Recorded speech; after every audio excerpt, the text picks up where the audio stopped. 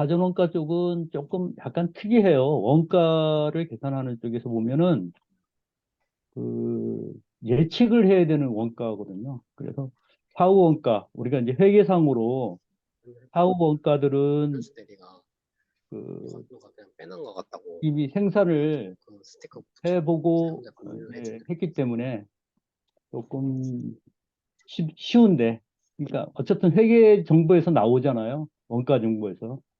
세부로 따지면 CO 쪽에서 나오죠. FICO 이쪽에서 이제 나오니까 그 문제가 안 되는데, 사전원가는 생산을 해보지 않은 상태에서 가격을 예측한다. 그러니까 굉장히 어렵잖아요. 그러냐면 이거는 굉장히 어려운 건데 왜 어렵냐? 그 생산을 해봤던 사람이 조금 많이 알아요. 그래서 이걸 갖고 어, 예측되는 사전원가 또는 회계하시는 분들은 이건 표준원가라고 합니다. 그래서 이제 여러 가지 용어로 많이 쓰고 있는데 요런 이제 이론적인 부분들을 한 10분 정도 하고요. 그다음에 프로그램적인 부분들을 나머지 한 50분 정도 하고 Q&A 시간을 갖도록 하겠습니다. 그래서 원가라는 것은 똑같습니다. 뭐, 그 원가에 대한 여러 가지 자료를 조사하려면 어떤 회사를 통해서 회계적인 여러 가지 자료, 경비적인 여러 가지 자료들을 다 모아서 그 원가를 구성하는 인류를 구성하고 또 관리비를 계산하고 이런 쪽에 자료들을 쭉 모으는 거거든요. 이때 간접과 직접에 관계된 모든 것들을 계산하는데 뭐가 틀리냐면 우리가 재료비, 농업비, 경비 이러잖아요. 이게 아니고 저희들은 재료비, 노무비, 설비비 이렇게 합니다. 왜 그러냐?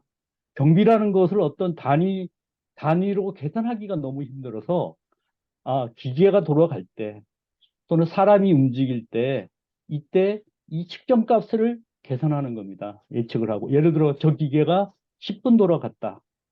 이렇게 계산하는 거죠. 그래서 그 기본 단위가 조금씩 이제 틀려지는 겁니다. 사전원가하고 사후원가로 가면. 그래서 사람들이 자꾸 그래요. 경비가 없냐?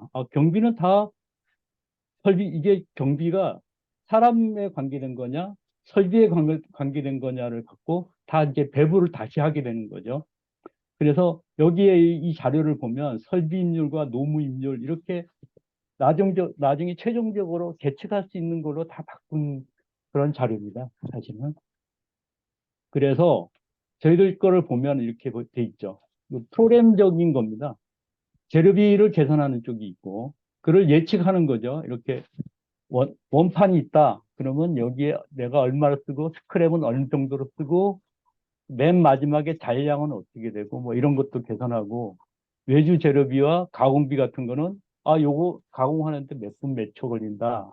이렇게 어느 기계에서 어느 정도 임료를 갖고 있는 그 설비에서 이렇게 이제 시간적인 거와 중량적인 거, 또 면적적인 것들을 다 계량을 해 가는 과정들을 갖고 있습니다. 그래서 이게 원재료를 계산하는 프로그램, 외주 재료, 가공비 계산하는 거, 기타비 이래갖고 계산하는 것들이 쭉 있습니다. 이때 저희들이 갖고 있는 업종이 일반 가공, 정밀 가공, 뭐 기하 가공, 특수 가공, 뭐 판금, 제반, 용접, 금형, 주조 이런 것들이 쭉 있습니다. 이게 왜 이렇게 구분되어 있냐면 여러 회사들이 있죠. 제조하는 여러 회사들이 있는데 이제 대기업으로 가면 갈수록 이걸 거의 다 씁니다. 근데 조금만 회사로 가면 갈수록 그중에 특정한 업종만 쓰게 돼 있는 거예요. 그래서 지금 여기 이렇게 보면 일반 가공비, 일반 가공, 뭐 정밀 가공 이쪽이 깎아보지 않고는 도저히 알 수 없는 부분들이 많아요. 그래서 이쪽이 좀 어렵고 이 밑으로 가면 갈수록 더 쉬워지는 거죠. 그래서 이렇게 저희들은 업종별로 이렇게 구분을 하고 그 업종 밑에 여러 가지 공정들이 있죠. 이렇게 공정들이 있는 것을 갖고 예측을 하는 시간을 예측하는 이런 일들을 하게 되는 겁니다. 그래서 조금 이게 회계적인 게 아니냐. 예, 회계적인 것도 있습니다. 회계적인 것도 있지만 실상은 공학적인 부분에 관계된 거예요. 이거 가공하는데 도면을 봤죠. 그래서 도면이 없으면 어떻게 될까? 네, 여보세요. 예, 거의 계산이 불가능합니다. 그래서 이런 게 있죠. 우리 이제 원가의 회계적 쪽에 있는 원가 계산하는 분들은 도면이라는 게 없어도 돼요. 왜 그러냐면 생산을 했던 여러 가지 자료들을 갖고 배부를 한 다음에 이거 이미 1,500개 생산하는데 이거 얼마 몇 분 걸렸으니까 얼마 이렇게 해서 도면 관계 없어요. 그렇지만 사전원가 또는 표준원가를 하는 쪽에서는 도면이 없으면은 절대 계산이 안 됩니다. 거의. 그래서 도면이라는 것을 갖고 공학적으로 이제 풀어나가는 그런 방법들을 써나가는 거죠. 여기 화면에 보면은 제로비를 계산할 때는 여러 가지 제로비도 여러 가지 어떤 원재료에 관계된 것들이 굉장히 많죠. 이 철판이냐 아니면 뭐 앵글이냐 뭐 플랫바냐 뭐 이런 등등에 따라서 그 재료비를 계산하는 방법이 틀려집니다. 그리고 가공비를 계산할 때는 여기 보면 이렇게 이거 탭을 내는구나 뭐 철판을 접는구나 이런 것들이 다 이제 이렇게 있는 거예요. 이게 접을 때 몇 분 몇 초 걸리냐 예를 들어 초 단위로 계산할 때도 있고 뭐 분 단위로 계산할 때도 있지만 그거를 수없이 많은 자료를 갖고 이것을 빅데이터로 만들어서 예측을 하는 이런 방법입니다. 그래서 시간도 거의 저기 굉장히 중요하고 그다음에 중량도 중요하고 이런 것들을 다 모아서 이거는 전반적으로 얼마입니다 하고 계산을 해 가는 과정인데 저희들은 가장 중요한 게 뭐냐면 한 개 아이템별 한 개 아이템의 원가가 얼마 됩니까? 이렇게 계산하고 그다음에 이 한 개 아이템을 계산하기 이전에 뭘 중요시 여기냐면 우리가 이제 원가 하시는 분들이 조금 공정별 원가까지는 만들 수 있죠. 그죠? 근데 저희들은 한 가지를 더 내려갑니다. 그 팁스를요. 그래서 요소 공정, 이 단위까지 내려가서 이 요소 공정별 원가가 얼마가 되니까 이걸 적층해서 공정별 원가가 어떻게 되고 이걸 적층해서 아이템별 원가를 만들고 이걸 다시 적층을 해서 BOM 원가를 만들어가는 이런 과정들을 겪게 되는 겁니다. 그래서 BOM 원가를 계산을 하려면 이 요소 공정의 원가들을 쭉 적층을 해 가서 한 개의 BOM, 어셈블리 가격이죠. 그걸 만들어가는 과정들로 이렇게 돼 있습니다. 그래서 뭐 이렇게 보면 아까도 얘기 드렸지만 대기업의 메뉴가 뭐 풀로 쓴다면 조그만 기업에 가면 굉장히 작은 그 회사의 설비에 맞는 아주 작은 메뉴를 쓰는 거죠. 큰 회사 가면 거의 풀로 쓰고 이렇게 돼 있습니다. 대부분이 뭘로 돼 있냐면 저희들이 잠깐만요. 여기 보면 이렇게 이제 업종이라는 게 있고 한 개의 작업 여기 지금 이제 샘플로 나와 있는 게 기아를 가공하는 그 기아의 쉐이빙을 매끈하게 하는 호빙한 이후에 쉐이빙을 작업할 때 요 작업을 할 때 요 그 각각의 그 시간을 어떻게 만들었냐 공학적으로 그 피드 RPM 절사 조건 뭐 호브의 예? RPM 등등을 다 계산을 합니다. 그래서 어느 회사가 거의 비슷해요. 이게 우리 회사는 특이합니다. 그런 것도 있겠지만 거의 모든 회사들은 이 절삭 조건을 쓰게 돼 있죠. 그럼 이 절삭 조건을 벗어나서 더 빠르게, 더 강하게 쓴다 그러면 공구 마모율이 굉장히 심하고 이거보다 적게 하면은 다음부터는 그 회사 입장에 손해가 나겠죠. 그래서 모든 가공 쪽으로 가면 절삭 조건표라는 게 다 있어요. 그걸 갖고 이 시간을 만들어내는 이 다이아고날 쉐이빙 방법 이런 것들이 만들어지게 돼 있는 겁니다. 그래서 여기 보면 다 공식이에요. 저희들 프로그램이 그 원가를 계산하는 프로그램, 요소 공정이죠. 이게 한 3천 개 정도 됩니다. 그럼 3천 개의 그 객체가 있는데 이 3천 개의 공식이 또 몇 개가 있냐? 상사할 때는 이런 공식을 쓰고, 중사할 때 이런 공식을 쓰고, 사상할 때 이런 공식을 씁니다. 라는 게 또 다 틀리죠. 그럼 공식은 어마어마하게 많은 거예요. 그럼 그 공식만 있느냐면 거기에 맞는 이 젖삽 조건표. 이 황삭일 때는 피드를 어떻게 놓고 RPM을 어떻게 놓으세요. 이런 것까지 다 있는 겁니다. 젖삽 조건표까지. 그래서 굉장히 많은 자료를 갖고 이 프로그램이 만들어진 거예요. 그러니까 뭐 그냥 일반 업무용 프로그램이 아니다는 거죠. 업무용 프로그램도 좀 있지만 다 공학적인 걸 갖고 이렇게 더하기 빼기 하고 곱하기 하고 미분 방정식도 쓰고 뭐 이런 것들 빅데이터도 쓰고 이런 것들을 만들어서 이 자료들을 시간을 만들어내 가는 과정들이 이제 만들어진 겁니다. 그래서 크게 보면은 재료비를 만들어내는 과정, 가공 시간을 만들어내는 과정. 그럼 결국은 재료비는 곱하기 중량, 뭐 스크랩 비용 뭐 곱하기 해서 재료비가 얼마 되고 가공 시간을 만들어서 인류를 곱하면 금액이 만들어지고 이런 과정들에 속한 겁니다. 자, 그래서 이제 이론적인 부분은 여기까지 하겠습니다. 더 많이 보여드리면 어, 데모할 때 시간이 조금 줄어들기 때문에 제가 미리 화면을 띄웠습니다. 잘 보이시죠? 그래서 원가 시스템은 계산을 하면 로그인을 하면 메뉴를 빌드하는 과정들을 만듭니다. 이게 이제 회사마다 그 회사가 필요한 메뉴들이 틀리기 때문에 이 메뉴들을 이제 빌드합니다. 그리고 체크를 다 하죠. 그리고 어떤 재료를 쓰는지 쭉 체크를 해서 쓰는 방법입니다.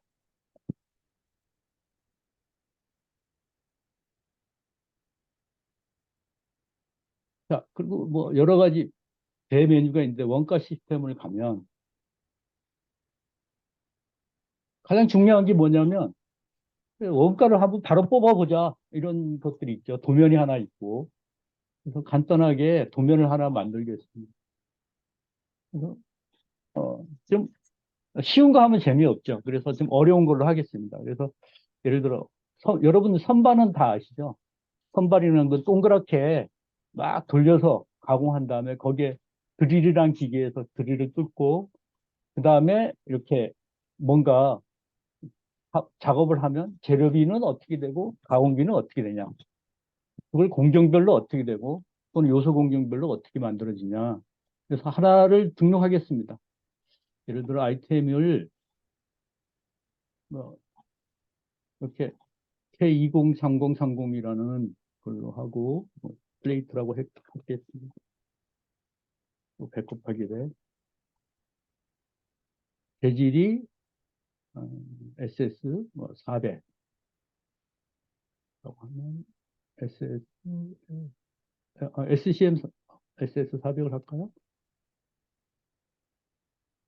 네, SS 400 있고.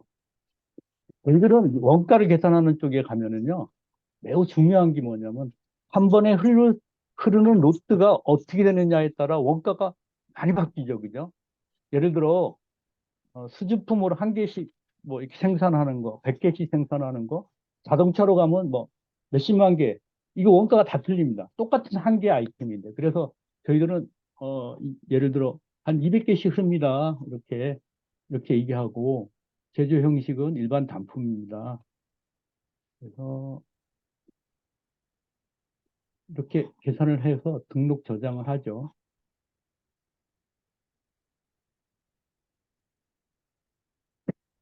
자, 여기에다가 맨 처음에 이제 뭐부터 해요? 재료비부터 가공하죠. 그죠? 그래서 예를 들어 플레이트다. 그러면 이 플레이트의 재료를 계산하는 방법이 이렇게 나와 있습니다. 보통 이제 이렇게 하죠. 그래서 절단은 뭘로 할래? 왜 절단이라는 게 필요할까? 이 절단하는 날이 날아가는 그 폭 있잖아요. 뭐 2mm, 3mm 이렇게. 그거 굉장히 중요합니다. 그래서 아까도 얘기 드렸지만 우리는 공학적으로 뭔가 계산을 해보려고 하는데 지금 이 원재료가 플레이트인데 예를 들어 2.8T다. 이렇게 계산하고 레이저로 절단한 다음에 한 개의 제품의 크기는 뭐 300이고 여기도 300입니다. 이렇게 계산을 하죠. 그러면 이미 가격은 나와 있습니다. 이렇게. 한 개 제품은 2.663kg이고 스크랩은 0.66이고 뭐 이렇게 계산을 하고요. 바로 계산하겠습니다.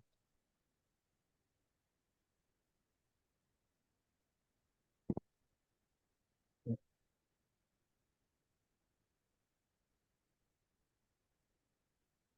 자, 이 계산된 거를 저장하면 그럼 재료비가 이미 등록된 겁니다. 그다음에 가공비 같으면은 가공 종류가 굉장히 많죠.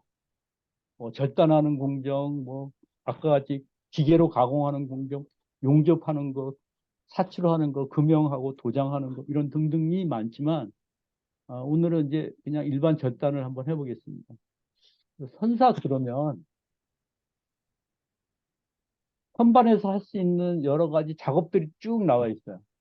그래서 맨 처음에 기계부터 설정을 하라 그러면 예를 들어 428 기계를 재질이 어떤 강도를 갖고 있냐. 같은 재질이라도요. 열 처리를 하면 굉장히 강해요. 그 시간이 더 걸리죠. 이런 것들을 다 감안하는 겁니다. 그 다음에 등록 저장을 하고. 자, 선반은 이제 시작하는 겁니다. 준비 작업은 파이 300이기 때문에 계산하고 등록 저장하면 그냥 준비하는 시간이 다 자동 계산합니다.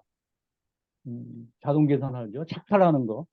착탈이라는 거는 뭐 팔레트에서 기계에다가 물리고 다 물렸으면 다시 내리고 이 시간이죠. 자, 선반 외경깎이 이렇게 돼 있죠. 그래서 파이 300짜리가 가공여유가 지금 산적으로 있고 길이가 200mm고 아주 보통적인 일반적인 가공을 한 다음에 이건 정밀 공차가 있습니다. H7이라는 예를 들어 정밀 공차가 있습니다. 그러면 계산을 하면 이렇게 4.71분 딱 나와요. 시간이. 그리고 이건 어떻게 만들어졌냐면 저싹 조건표에 의해서 이렇게 만들어졌습니다. 그 다음에 이걸 요거를 예측하기로는 지금 2143원입니다 하고 딱 나옵니다. 현재 가치로. 그런데 이걸 어떻게 만들어졌냐고 하면 이때 만들어졌던 여러 가지 재계수들 있죠. 재계수들에 대한 자료들을 쭉 끌고 와서 내가 2143원을 만들어라고 했던 이 자료들을 갖고 오는 겁니다. 실제 요 거의 이대로 이루어지죠. 이렇게 계산해서 계산한 다음에 등록 저장하면 이렇게 하나씩 들어갑니다. 뭐 예를 들어 이렇게 하나씩 다 등록하는 방법도 있죠. 그런데 이렇게 하면은 조금 시간이 걸리잖아요. 그래서 어떻게 해야 되냐면 이렇게 복합적이고 여러 가지를 모아서 복합적으로 할 수가 있습니다. 이렇게 구멍에다가 드릴 구멍을 뚫고 거기에 탭을 넣어서 나사를 만든다. 이거는 어떻게 해요? 그러면은 이거는 예를 들어 10mm짜리 나사를 치면 피치가 1.5라고 자동으로 계산해 오죠. 피치 1.5짜리를 내야 되는구나. 그리고 나사 길이가 예를 들어 10mm고 드릴 깊이는 12mm로 뚫고 그러면 8.5mm 드릴을 뚫어야 된다고 이렇게 계산을 합니다. 이렇게 여러 가지 공학적인 것들을 쭉 계산을 해서 어, 바로 넣으면은 지금 네 단계에 관계된 요소 공정들을 다 계산해서 이렇게 시간을 쭉 가르쳐 줍니다. 맨 처음에 센터 드릴 넣고 선삭하고 드릴 작업하고 나사 치고 뭐 면치 가공하는 것들을 이렇게 등록 저장합니다. 그렇게 하면 지금 아까 하나씩 하나씩 했던 것들이 동시에 이렇게 쭉 이루어지는 이런 경우가 있죠. 그래서 지금 방금 한 거가 얼마쯤 될까 하고 원가를 계산을 상세하게 하면 자, 로트를 200개씩 흐르기로 했죠. 자, 이걸로 한번 계산을 해보자. 그러면 쭉 계산을 해옵니다, 얘가. 계산을 해서 6,786원입니다 하고 얘가 딱 이 한 제품에 대한 원가를 딱 계산하고 있죠. 그래서 재료비는 3,386원이고 가공비는 3,448원입니다. 그런데 이거를 만들 만들었던 거는 준비 시간, 뭐 착탈 시간, 외경 결석, 센터 드릴, 뭐 이런 것들이 복합이 돼서 모아서 3,448원이고 한 개 아이템은 6,786원입니다. 이렇게 만들 수 있죠. 자, 문제가 뭐냐면 샘플로 할 때는 200개인데 우리 자동차 메이커이기 때문에 10만 개씩 좀 계산을 해주세요. 그러면 20, 100, 죄송합니다. 20, 100, 10만. 자, 이렇게 로또 가변이 생기잖아요. 그럼 바로 얘가 다시 계산합니다. 10만 개씩 계산했더니 5,660원이 되는 이런 과정들이 생기죠. 재료비는 2,332원이고 가공비는 3,171원이 되는 아, 아, 이렇게 재료비와 가공비가 전반적으로 그 로트 수에 따라 가변을 시키는 로트 팩타이에서 가변을 하는 이런 방법들을 씁니다. 그래서 여기에 보면은 수없이 많은 복합 공정, 가공 공정, 뭐 밀링 보링 뭐 이런 것들은 밀링 보링에 가면 밀링 보링이 하는 여러 가지 일들을 다 이제 정의를 내리고 공식화하고 이런 것들을 만들어 나가죠. 혹시 보고 싶은 거 있으세요? 여러분? 어떤 공정이 보고 싶다. 우리 회사는 예를 들어 기아를 깎는 회사인데 거기는 뭐가 있냐? 포빙, 쉐이퍼, 템퍼링, 쉐이빙 등등등등 이렇게 쭉 있죠. 그 다음에 뭐 우리 회사는 호닝하는 회사예요. 그럼 호닝하는 회사 맞게 특수 가공이 있고 그다음에 우리 철판을 다루는 회사입니다. 그래서 철판을 다룬다든가 이런 쪽도 쭉 다 있고 그래서 조립만 하는 회사예요. 그러면 조립만 하는 여러 가지 이동하고 짚고 놓기 하고 이런 것들을 모답서로 만들어서 쭉 만들어 놓은 겁니다. 이렇게 하면 바로 되지만 그다음에 BOM도 다 구성할 수가 있습니다. 그래서 BOM 원가를 만들 수도 있고요. 그러면 얘가 BOM을 구성하고 최적에 있는 여기 요소 공정부터 쫙 끌어올려서 한 개 BOM 단가를 막 만들어가는 이런 과정들을 거치게 됩니다. 그래서 여기 샘플로 제가 몇 가지를 이렇게 만들어 봤습니다. 그러면 얘는 레벨 3에 관계된 거고 이것들이 모여서 최종적으로 Q1에 탑에 있는 아셈블리의 가격이 어떻게 만들어졌다라는 것들을 쭉 만들어가는 과정들로 이렇게 돼 있습니다. 이것뿐만 아니라 어, 잠깐만요.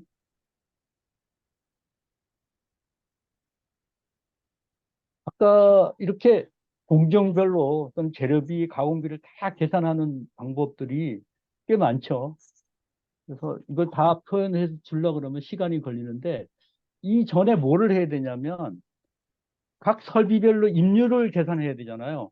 저 설비는 같은 선반이라도 작으니까 100원짜리고 저 설비는 약간 크니까 얼마고 그걸 계산하려면 어떻게 해야 되냐면 아까 우리가 회계적인 배부 작업도 해야 되고 임률을 계산하기 위해서 아까 설비에 관계된 것 다 끌어와야 되고 노무에 관계된 걸 다 끌어와야 되고 경비에 관계된 걸 다 끌어와서 쭉 배부 작업을 하는 과정에 속하는 거죠.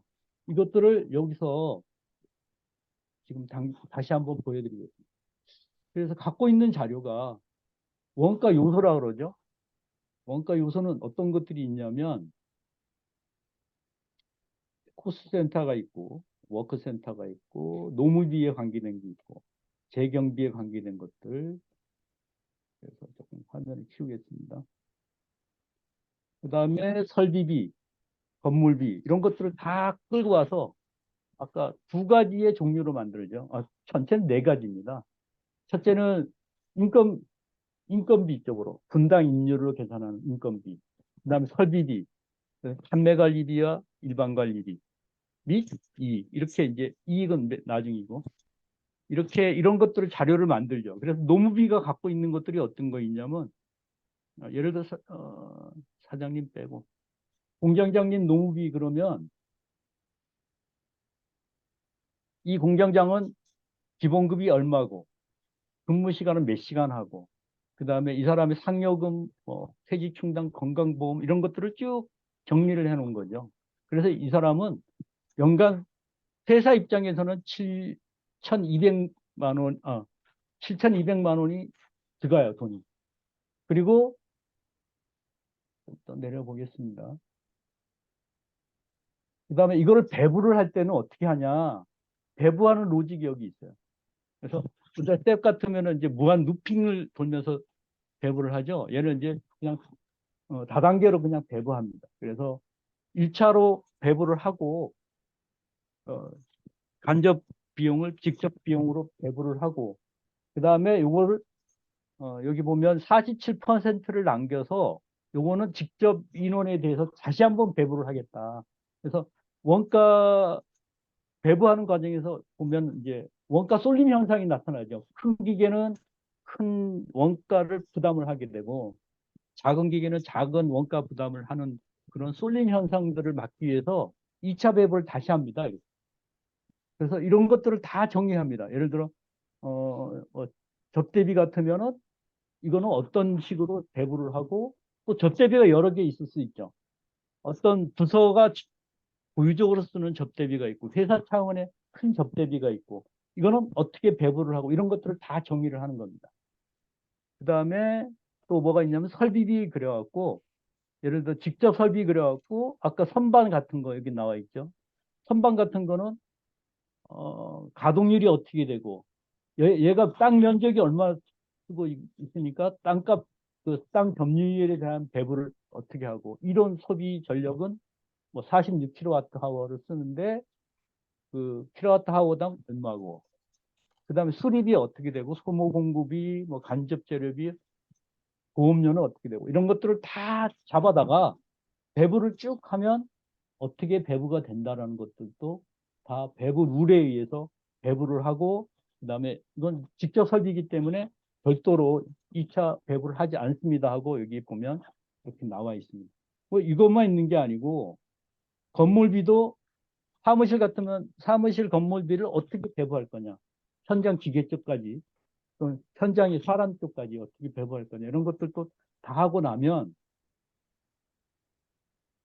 정의를 내리죠. 그 다음에 구성을 하고 이걸 모델 공장을 돌립니다. 그러면 제가 한 샘플 하나 만들었어요. 기가공하는 조그만 소형 회사.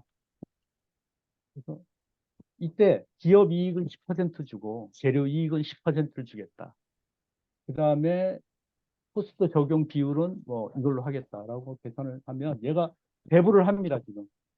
뭐 조그만 회사니까 금방 끝나요. 자, 다 끝났습니다. 이때 나오는 자료는 어떤 거냐면 어, 회사적인 큰 차원에서 보면 설비인율은 132원이고 그러니까 어떤 회사 전체적으로 기계를 뭔가 작업을 하면 공통적으로 공통이 아니고 평균적으로 설비인율은 132원 노무인율은 338원입니다 분당.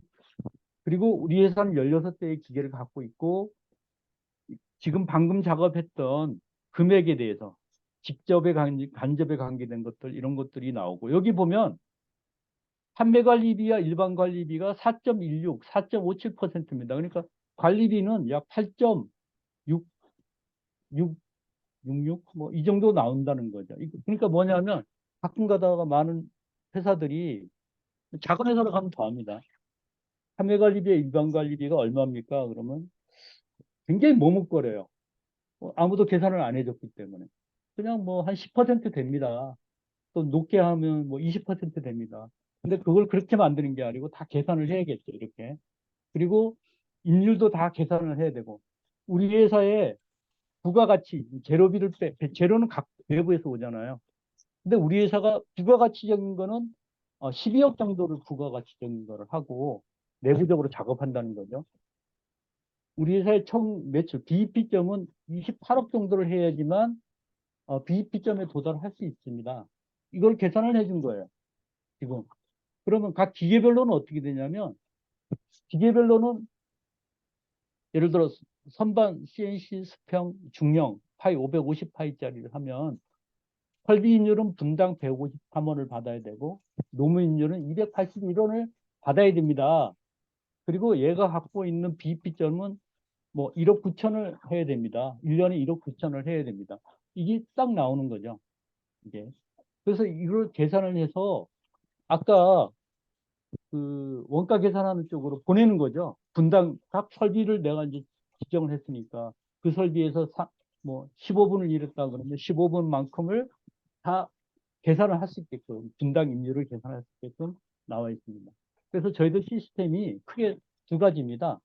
하나는 연관 시스템, 그 모델 공장을 계산해서 임률과 비피점을 계산하는 쪽, 관리비를 계산하는 쪽, 이 계통이 하나가 있고, 하나는 예측되는 시간하고 또는 뭐 기계 중량, 스크랩 중량은 빼고, 뭐 이런 것들 재료비와 가공비를 계산하는 공정별로 이 작업을 지금 쭉 만들어 놓은 게 꽤 많이 있는 거죠. 이런 모듈들이 이렇게 되어 있습니다. 혹시 더 보고 싶으신 분들 계세요? 그러면 넘어가겠습니다. 넘어가고 원가 시스템으로 다시 오면 아까 보여드렸듯이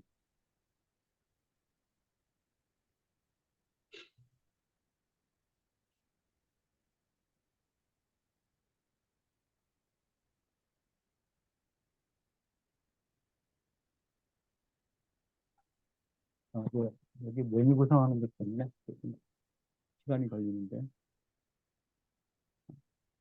이렇게 되어 있습니다. 하여튼 지금부터 시스템에 관계된 뭐 질문이 있으시다든가 있으면 제가 질문을 받아가면서 보여드리겠습니다. 여기 BOM에서 M범과 E범이 관리가 되나요? BOM에서 얘는 그 이 BOM하고 MBOM하고는 구분하지 않습니다. 얘는 원가용으로 BOM을 만들었기 때문에 그러니까 우리가 이제 일반적인 ERP의 프로세스를 타는 게 아니고 원가 계산을 하기 위해서 만들었기 때문에 EBOM과 MBOM을 별도로 관리하지 않습니다. 그러면 지금 이 원가에서 아까 말씀하신 것처럼 사전 원가를 위한 그런 네, 항목으로 말씀을 많이 주셨는데 네네. 예, 사전 원가라면 M범보다는 E범 상태에서 그걸 구성을 해야 되는 거 아닌가요? 예측되는 원가를 하기 위해서 보통 MBOM보다는 EBOM으로 많이 쓰고 있어요. 그걸로 많이 사용하겠죠.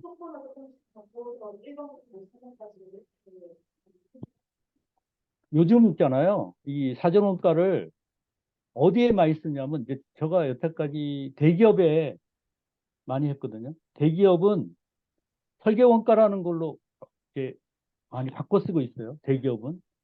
그래서 이제 뭐 사전 원가 이렇게 표현하지 않습니다. 대기업은 크게 두 가지로 쓰고 있는데 설계를 하고 있으면 바로 설계 원가로 쓰는 경우가 있고 또 외주 원가 있잖아요. 대기업에서 외주를 내보낼 때 이 예측되는 게 얘네들이 지금 맞냐 안 맞냐 얘네들 견적이 들어올 때 우리는 미리 이거 100원입니다 라는 것을 아는 용도로 많이 써요. 그래서 사람마다 그 실력 레벨이 다 틀리죠. 어떤 분은 제조를 모르고 고용 상태에 있을 수도 있잖아요. 예, 그런 분들은 달코 다른 그 공장 사장님한테 많이 당하잖아요. 그러지는 않겠지만 그렇지만 미리 이런 걸 계산해서 우리는 100원이라는 걸 예측이 되면 100원 범위 내에서 이제 외주를 주는 경우가 좋은데 그걸 잘 모르면은 뭐 얼마가 될지 이제 많이 바뀔 수가 있으니까 설계 원가나 외주 원가용으로 이렇게 많이 쓰입니다. 그다음에 중견 기업이나 중소기업은 견적 원가로 쓰고 있어요. 그래서 내가 견적을 낼때 견적 단가라고 그럽니다. 원가하고는 틀리죠. 단가가 얼마를 하는 게 좋을 건가를 단가 계산용으로도 굉장히 많이 써요. 용도가. 그래서 어떤 회사는 우리 납품 단가 계산하는 걸로 좀 하고 싶은 회사가 있고 어떤 회사는 외주 원가, 어떤 회사는 설계 원가.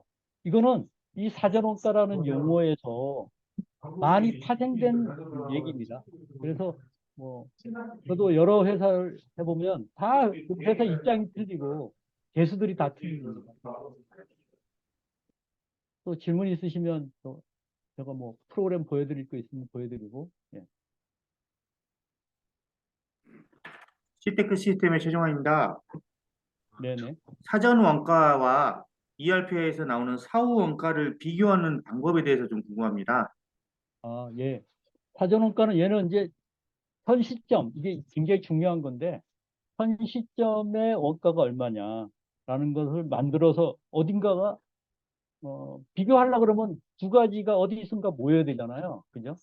이 모이는 장소를 보통 이제 ERP 쪽에 이제 테이블을 만들어서 그쪽으로 좀 넣어주세요. 그러면 그쪽으로 넣어주는 거죠. 이때 뭐, 한 개, 어떤 회사 가면 이런 경우가 있어요. 난 재료비, 한 개 아이템에 재료비, 가공비, 관리비 및 이익 해서 이렇게 네 가지만 딱 테이블 칼럼을 만들어 놓고 거기다가 이것만 넣어주세요.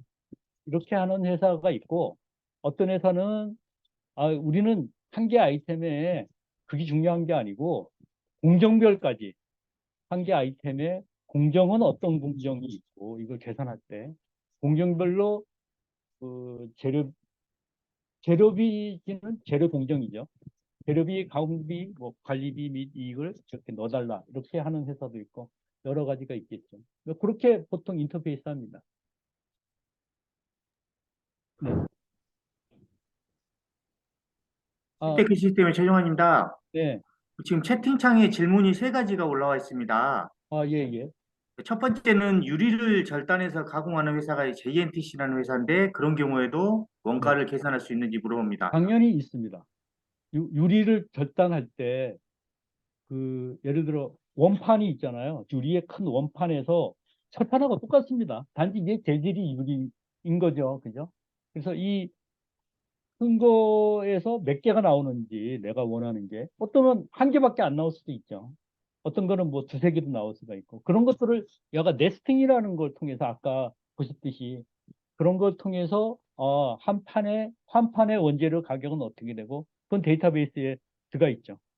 그걸 갖고 네스팅하면 몇 개가 나오고 스크랩은 어떻게 되고 이제 그 다음에 그래서 몇 개가 나오고 또 재료비가 나오고 가공비는 유리를 절단하는 테이블에 이제 그게 이제 XY 테이블인데 그거의 속도가 다 있지 않습니까? 두께별로 자동으로 그 계산해서 넣어주면 가공치가 딱 나오죠. 우리가 레이저하고 비슷하다고 보시면 돼요. 레이저 철판 가공하는 거나 유리 철판 가공하는 거나 거의 비슷합니다. 예. 네, 두 번째 올라온 질문 네, 드리겠습니다. 공정 표준 시간표를 따로 관리하고 있는데 원가 계산에 적용할 수 있을까요? 라는 질문이 있었습니다. 가능합니다. 우리는 시간은 이미 알고 있어. 여기를 통해서 예를 들어 이렇게 여러 가지 기어 호핑하는 건 이렇게 시간을 딱 넣으라고 나오죠. 이렇게 넣으면은 나오는데 이게 아니고 우리는 시간은 이미 알고 있다. 그러면 여기에 보면 이 프로그램의 메뉴 어떤 공정이든 맨 끝에 보면 내가 시간을 손으로 넣을 수도 있습니다. 이렇게. 그러면 너는 이미 시간을 알고 있구나. 바로 넣으면 돈으로 환산해서 딱 줍니다.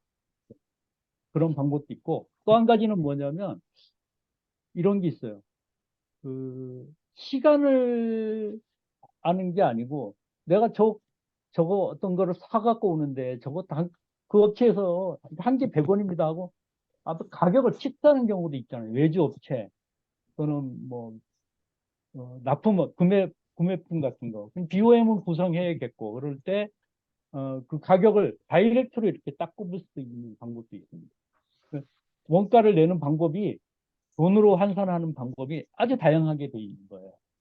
세 번째 질문 드리겠습니다. 사출 공정의 원가 산출 방법을 설명 부탁드리겠습니다. 예, 사출은 여기 지금 사출은 좀 쉬워요. 예, 왜 쉽냐면 이거는 뭐 솔직히 얘기 이런 거죠. 쿵짝 이렇게 되잖아요. 이렇게 쿵짝 하는 건데 여기에 보면 사출이 요 있죠. 예, 사출은 사출 작업이 있고 나중에 그걸 포장하는 게 시간이 더 걸립니다. 쿵짝하는 것보다 하나씩 다 닦고 그다음에 포장하고 검사하고 유관 검사하고 막 이런 것들을 떼내기도 작업하고 막 이런 것들이 있는데 저 한번 여기 보면 사출은 이렇게 금형 작업이 있고 그걸 떼내서 사상 검사 포장하는 게 있고 그 다음에 그걸 최종적으로 도장하는 부분이 또 있어요. 도장집에 가서 맡기는 경우죠. 그래서 그 도장집에 도장을 맡기면 또 얼마가 되는지 이게 굉장히 어려운데 이것들이 다 있습니다. 한번 보여드릴까요? 사출기에 맨 처음에 설비가 어떤 거냐. 예를 들어 뭐 몇 톤짜리인지 몰라도 한 100톤 정도 됩니다. 그러면 이 100톤짜리를 쓰겠다. 조금 화면을 좀 줄이겠습니다. 자, 100톤짜리를 내가 쓰겠습니다. 오케이. 그럼 여기 임률이 다 정해져 있죠. 아까 계산했던 거. 자, 금형 세팅을 합니다. 그래서 이때 형체력이 100톤입니다. 라고 하는 경우죠. 그 다음에 금형을 크램프할 때 크램프 방법이냐, 뭐 카세트 방법이냐에 따라 금형 세팅 시간이 틀려져요. 그렇지만 뭐 저희들은 그런 것들을 다 지원해 주니까 계산을 하고 네, 준비 시간은 27분 걸립니다. 딱 나오죠. 그 다음에 사출기는 그 히팅하는 요건을 맞춰주는 시간이 필요해요. 그래서 재질이 뭐냐, 예, PP라고 이렇게 할 수가 있죠. PP라고 하고, 그 다음에 금형이 두께가 300mm다 하면 금형이 슈트 중량이 뭐 2.1149kg입니다. 그러면 계산을 하면 이렇게 딱 나옵니다. 그 다음에 등록 저장하고, 그 다음에 이제 성형 작업을 하죠. 네, 스크류에서 사출이 나오면서 성형 작업을 하는 작업이 생기죠. 그래서 이 일자리에 이미 등록된 여러 가지 자료들을 그대로 이용합니다. 그 다음에 나중에 이제 성형이 되면 딱 제품이 떨어지는 작업이죠. 떨어지금 작업을 하는데 여기서 100톤짜리니까 자유낙하로 하겠다 아니면 로봇을 쓰겠다 뭐 이런 작업들도 이루어져 있죠. 자, 이렇게 해서 작업을 하는 겁니다. 그다음에 뭐 나중에 검사 포장도 있고요. 여러 가지도 있는데 예, 이런 것들은 그렇게 알고 더 나중에 세 디테일하게 번째 질문 드리겠습니다, 대표님. 네, 네, 공정에 따라 장비나 팁별로 표준 시간이 달라지는데 이런 것들을 네. 아이템 코드별로, 아이템별로 관리할 수 있을까요? 자, 이제 설비가 틀리다는 얘기와 그게 아이템별로 틀리다는 것들을 약간 틀린 거죠. 설비는 당연히 똑같은 제품이지만 뭐 요거 설비를 작은 설비에도 할 수도 있고 큰 설비도 할 수 있다. 당연히 그 효율이 틀려집니다. 기계 효율과 가동률이 틀려지고 시간도 틀려집니다. 다 바꿀 수 있습니다. 세팅해 놓을 수가 있어요. 그러니까 예를 들어 같은 구멍을 뚫는데 큰 기계에서 뚫으면 어떻게 돼요? 그럼 빨리 뚫느냐? 안 그렇습니다. 여러분, 혹시 큰 기계에서 뚫으면 빨리 뚫는다는 빨리 뚫으면 어떻게 하냐면 드릴이 부러집니다. 그 너무 과한 게 아니고 우리가 일반적으로 절삭 조건 범위 내에서 항상 쓰는 겁니다. 작은 기계에서 작은 드릴로 갖고 힘을 확 주면 다 부러지는 현상이 생기죠. 그러면 나중에 드릴 날을 가는 그 시간이 더 소요가 되는 일들이 생기기 때문에 그거는 어떤 업종이냐에 따라서 그걸 조정을 가능합니다. 자, 그래서 여기 보면 이건 저희들이 지우고요. 기준 정보에 보면 아까 워크센터 설비죠. 설비들이 어떤 게 등록이 돼 있냐면 이제 원재료도 등록 우리가 이제 원재료도 등록해 놓고 쓰고 있거든요. 왜 그러냐면 원재료도 어떤 사람은 저기 뭐 자기 집 그 회사 주변에 있는 거 갖고 쓰고 어떤 회사는 좀 큰 회사 걸 쓰고 뭐 여러 가지잖아요. 같은 철판이라도 같은 재질의 철판이라도 그런 것들을 회사 입장에서는 좀 표준화를 해야겠다. 그래서 원재료에 대한 이렇게 보면 중량별로 파는 게 있죠. 그러면 여기 보면 앵글이다. 앵글은 이 앵글은 이렇게 나와 있죠. 앵글은 하고 이제 이거는 킬로그램당 970원입니다. 이렇게 돼 있죠. 내가 사올 때는 예를 들어 우리 회사 표준은 970원이에요. 그리고 스크랩이 생기잖아요. 여러분들 막 자르고 나면 저 끝에 똥가리라 그러죠. 이런 것들이 생기면 아, 이거는 다시 팔아야 되잖아요. 어딘가 고물상한테. 할 때는 내가 350원을 주겠다. 그러니까 마이너스가 되는 거죠, 다시. 이렇게 이런 것들을 다 정리를 하고 사이즈는 어떻게 되고 그다음에 요거에 대한 효율 있잖아요. 예를 들어 이 앵글이라는 게 들어오면 우리 회사의 감모율 또는 여유율 또는 불량률이 나오기 때문에 불량률 없는 회사가 없습니다. 이걸 감안해서 다 계산합니다. 여기 나와 있는 것들. 그래서 이런 것들을 계산할 때는 회사 표준에 의해서 시스템 표준에 의해서 이런 것들을 설정해 놓으면 거기에 맞춰서 자동으로 계산하는데 아까 회사마다 기계마다 조금의 그 뭔가 틀립니다. 가능합니다. 예를 들어 음, 아까 프레스를 볼게요. 프레스가 이제 C형 범용 프레스가 있습니다. 그러면 이 프레스는 이제부터는 여기 값이 좀 틀려지죠. 우리는 작업할 때 여유를 우리 회사는 화장실도 안 가고 8시간을 일해요. 이러지는 않잖아요. 화장실도 가야 되고 회의도 해야 되고 필요한 부분도 있고 그걸 어떻게 이용해 줄 거냐? 여유율은 5%, 5.6%, 직장 여유 1.1%, 그다음에 뭐 피로 여율 9%를 더 주는 거죠. 어떤 시간이 1분 30초가 딱 나오면 거기에다가 불량률 이런 것들을 다 해줘야 되고 이 기계는 효율이 어느 정도 된다. 그래서 네. 그 90% 가동률이다. 이런 것들이 나오는 거죠. 그런 것들을 감안해서 나옵니다. 네. 다음 또 질문 있어요? 그 서암기계 김현선입니다. 예, 예. 그 가공비 계산은 결국에는 이제 인율하고 거기에 걸린 시간이 주로 이제 예, 예. 이자로서 할 건데요. 그 임률 배부 기준에 대한 어떤 모델링 기준들이 좀 있습니까? 당연히 있죠. 그거 없이 여태까지 이걸 그 모델 공장의 인율 배부를 내 마음대로 하지는 못하죠. 그죠? 이게 여러 가지 한 20 몇 년간 축적된 방법론, 그 대기업도 하고 중견기업, 중소기업을 쭉 하는 과정에서 갖고 있는 자료들을 갖고 있습니다. 네. 그리고 그 자료가 상당히 방대하게 만들어진 겁니다. 그 뭐 업종별로 있는 틀립니다. 예, 업종별로 틀리고 회사 규모별로도 틀리고 가장 어려운 게 해보니까 저희들 자료도 풍부하잖아요. 근데 어떤 회사를 갔더니 자기 거로 해달라고 하면 그걸로 해줘요.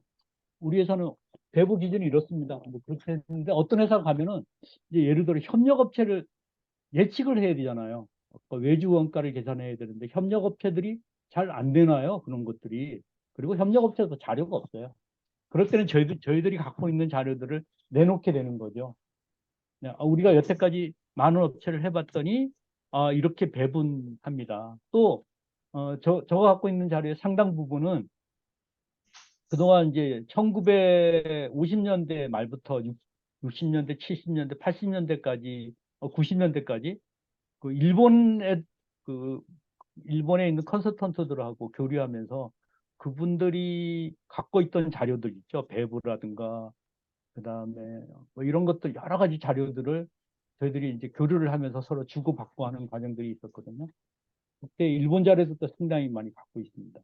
그러면 그 배부 기준을 유저가 또 어떤 조절도 할 수 있는 예. 당연히 아까 보셨듯이 그 다시 한번 보여드릴게요.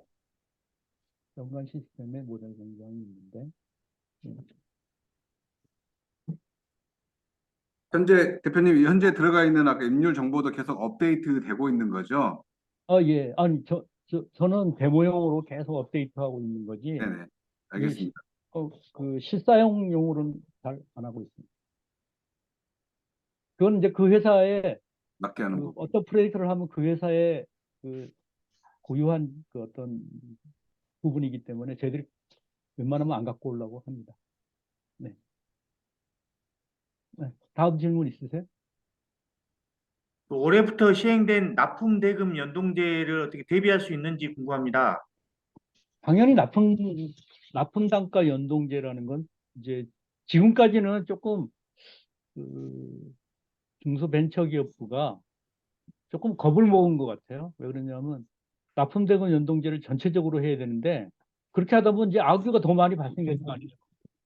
그래서 지금까지 어떤 시행령이 나왔냐면 재료비부터 먼저 하겠다. 그러면 이제 밑에 협력업체들이, 작은 중소기업들이 우리 올해 전력비가 한 15% 올라갈 건데 납품대금 연동제에 그걸 감안해 주셔야죠. 이제 이런 일들이 계속 인건비가 좀 계속 올라가고 있고 재료비 계속 올라가고 있고 전력비 뭐 등등 이런 유틸리티 비용이 계속 올라가고 있는데 이런 것들에 대한 감안을 안 하고 재료비만 연동하겠다? 그럼 재료비는 조금 그렇잖아요. 그래서 이제 그런 것들이 어, 이제 하나의 문제점이고 또 한 가지는 뭐냐면 어, 재료비를 계산하려면요 가공비까지 알아야 됩니다. 가공비를 알아야지 토탈 100원 이 아이템이 100원짜리인데 100원인데 재료비를 50원입니다 하고 어떤 업체가 갖고 왔어요. 내가 이제 예를 들어 상위 업체고 협력 업체가 우리 저기 재료비가 100원입니다 하고 갖고 왔는데 그러면 그래 맞아 하고 바로 인정해주는 업체가 없어요. 이때는 두 가지 차원을 다 고민해야겠죠. 너희들 100원인데 공정별로 원가를 좀 내줘. 그러면 내가 거기서 인정해줄 거는 인정해주고 재료비, 가공비를 또 인정할 건 내가 가공비를 빼고 나면 관리비가 남고 관리비 빼고 나면 그래 재료비가 이렇게 되니까 나머지 금액에 대해서 내가 고심해 볼게 이렇게 되는데 모기업도 그런 자료가 없고요. 지금 그래서 사실은 조금 악유가 지금 생기고 있습니다. 작년도 10월 4일부터 실행됐는데 이런 것들이 이제 뭐 정확하게 그냥 납품단가 연동제를 놓고는 실상은 재료비 연동제잖아요. 이러다 보니까 막 이제 악유가 생기고 이러니까 그런 거에 대한 대책 부분이 조금 어렵다 이렇게 보고 있습니다. 예를 들어 여기 아까 보여 대표님, 예, 죄송합니다. 그래서 결과적으로 납품대금 연동제는 네, 수탁자나 수탁자 모두 상호 네, 간의 근거가 필요하게 될 거고, 예, 좀 예, 더 디테일하고 체계적인 근거를 상호 교환하는 과정이 필요할 거다.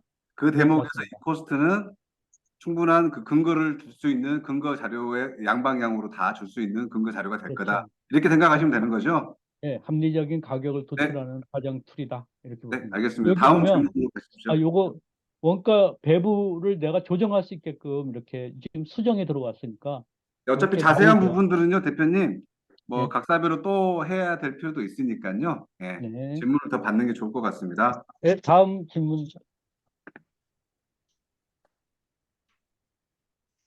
네, 질문 있으세요? 그 채팅창에 나와 있는 마지막 질문이요. 지금 네네. 제가 받아들였었을 때는 팁별 표준 시간이 달라진다라고 표현한 게 결국에는 그 가공 시간을 예측하는 부분에 대해서 네, 공구의 어떤 재질이나 이런 네, 것들에 대해서 분명히 가공 시간이 달라지는 걸 지금 말씀하신 것 같거든요. 예를 들면 예, 뭐 MC 탭짜리의 어떤 홀 가공을 할 때 네, 일반 하이스 드릴로 했었을 때와 초경 예, 공구를 사용을 했었을 때의 어떤 가공 예, 시간의 차이가 분명히 있을 건데 예, 예. 그런 부분이 어떤 적용이 될 수 있는 건가요? 보여드리겠습니다. 아예 눈으로 보는 게 좋죠. 이제 시간이 결정되는 게 여러 가지가 있죠. 첫째는 이 기계가 CNC냐 또는 범용이냐 또는 뭐 자동화 기계냐에 따라서 틀려지고 아까 공구에 따라 틀려지고요. 또 한 가지는 뭐냐면 잠깐만요. 이거 먼저 보여드리고요. 자, 이 선삭에서 드릴 작업이 있는데 드릴이 지금 일반 젖삭의 선삭에서 하도 많아 드릴 가공력이 있죠. 자, 폭경이냐 하이스냐 이렇게 돼 있잖아요. 그죠? 일반적으로는 하이스가 강하죠. 예를 들어 파이인데 깊이가 20mm 음, 들어가고 가공 깊이가 뭐 저기 단기피라 그래갖고 아주 깊이 가공하는 게 있죠. 아주 깊이 가공하면 공구가 떨리니까 뭐 예를 들어 300mm 단기피가 있다. 그러면 일반 하이스로 계산을 하면 0.5분이 걸리죠. 근데 이걸 초경으로 가공하면 어떤 일이 생기냐면 0.38분이 걸리는 거예요. 초경이 굉장히 빠르죠. 저싹 조건이 좋고. 그러니까 이런 것들이 다 들어가 있는 겁니다. 그 다음에 아까 이 설비가 뭐 예를 들어 같은 설비예요. 같은 설비인데 조금 빨리 들어온 거는 효율이 좋아요. 그 기계 번호가 틀려지겠죠. 최근 거는 설비 효율이 좋아서 95% 가동률을 갖고 있는데 한 2년 전에 들어온 거는 뭔가 좀 이상해서 베어링도 나가고 그래서 저거는 80%의 효율을 갖고 있어. 그걸 아까 설비라는 거에 딱 집어넣으면 그거를 자동 계산합니다. 설비 효율에 따라 원가가 틀려지죠. 요 기계는 뭐 당연히 최신 기계는 가동률도 좋고 설비 효율도 좋다. 그런 것들 다 감안해서 계산합니다. 예. 다음 질문 있으세요?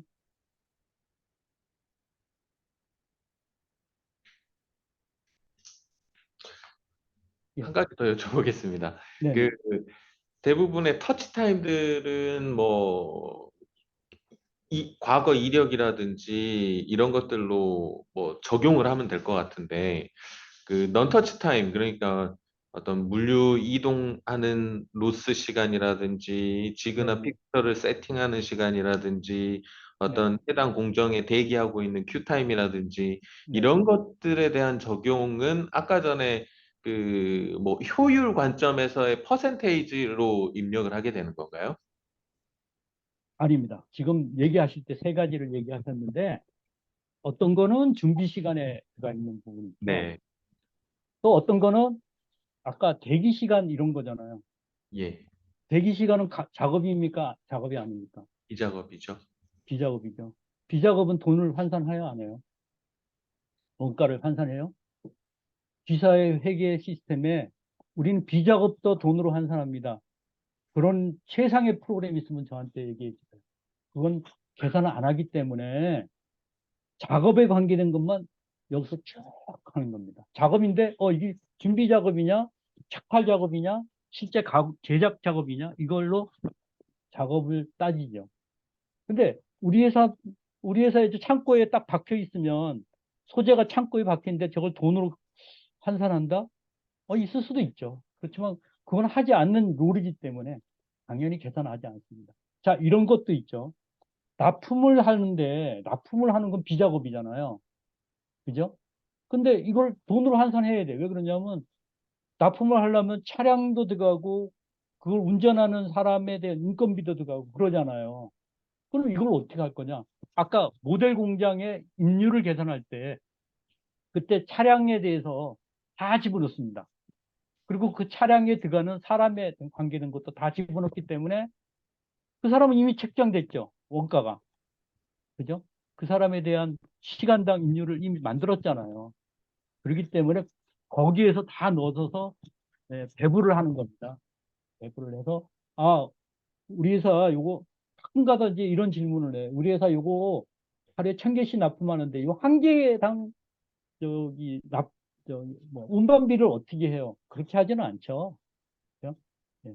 그건 배부라는 과정을 거쳤기 때문에 이미 그 시간이 움직이면 거기에 몇 점 몇 퍼센트가 다 들어가 있잖아요. 그 사람 운반비가.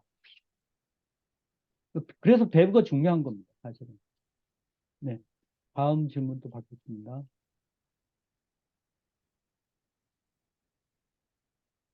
어, 이제 없으신가요?